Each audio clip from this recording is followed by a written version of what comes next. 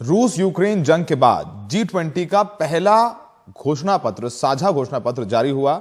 इसमें 9 बार आतंकवाद और 4 बार यूक्रेन का जिक्र हुआ है।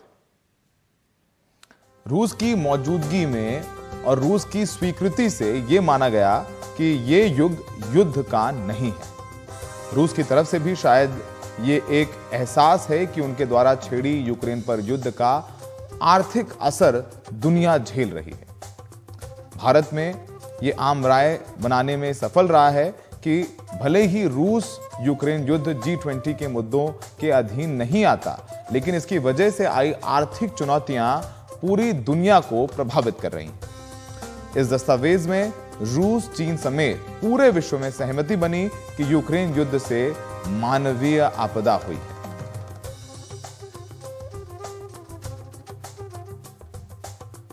यूक्रेन युद्ध के मद्देनजर G20 दिल्ली घोषणा पत्र पर आम सहमति बनना भारत के लिए एक बहुत उपलब्धि की बात है और ये उपलब्धि काफ़ी मशक्क़त के बाद मिली है। इसके लिए मैराथन बैठकों का दौर चला, काफ़ी विचार विमर्श हुआ, कई तरह के राय आए और उसके बाद जाकर इस पर एक ड्राफ्ट जो डिक्लेरेशन है वो बना और फिर उसे पेश किया गया राष्ट्राध्यक्षों के सामने और उस पर जाकर आम सहमति बन पाई। यूक्रेन युद्ध के मद्देनज़र इसमें 7 पैरा हैं और उन पैराज में तमाम ऐसी बातें लिखी गई हैं जो युद्ध के खामियाजे के तौर पर निकलकर सामने आई है।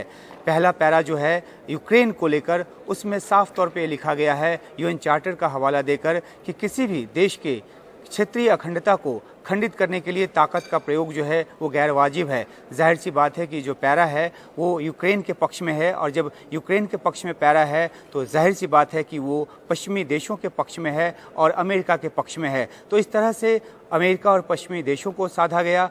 एक पैरा जो है उसके आगे का जो पैरा है उसमें ये बात लिखी है कि G20 का जो फोरम है वो आर्थिक सहयोग का, अंतर्राष्ट्रीय आर्थिक सहयोग का फोरम है, न कि जियोपॉलिटिकल मसलों का। और ये बात कहकर रूस के पक्ष को साधा गया क्योंकि रूस का स्टैंड यही रहा है, वो कहता रहा है कि जो G20 है इसको जियोपॉलिटिकल मसलों से दूर रखना चाहिए क्योंकि एक आर्थिक मंच है ये। तो ये बातें तो इसमें की ही गई है। साथ में जो यूक्रेन युद्ध है उसका खामियाजा क्या उठाना पड़ रहा है, किस तरह से खाद्यान्न संकट पैदा हो रहा है, किस तरह से अफ्रीकी देशों को ख़ास तौर पे जहाँ पर कि अनाज पहुँचता है यूएन जैसे विश्व संगठन के ज़रिए, तो वहाँ जो दिक्कत हो रही है उसकी बात की गई है। जो डिवास्टेशन हो रहा है, जो बर्बादी हो रही है आक्रमण में, हमलों में, जो घात प्रतिघात में, उसकी मजम्मत की गई है। इसमें इस बात का भी जिक्र किया गया है कि किस तरीके से जो काला सागर अनाज समझौता है वो हुआ और इसके लिए टर्की और यूएन की तारीफ भी की गई है और ये जो समझौता टूटा है इस बाबत अपील भी की गई है कि इसे फिर से लागू किया जाए। तो तमाम इन बातों के ज़रिए ये जताने की कोशिश की गई है कि भारत जो है वो एक संतुलित पक्ष लेकर चल रहा है और इसी संतुलन के साथ जो इसकी भाषा को साधा गया है ये अपने आप में एक अहम बुनियाद बना जिसकी वजह से इस पर आम सहमति बनी है।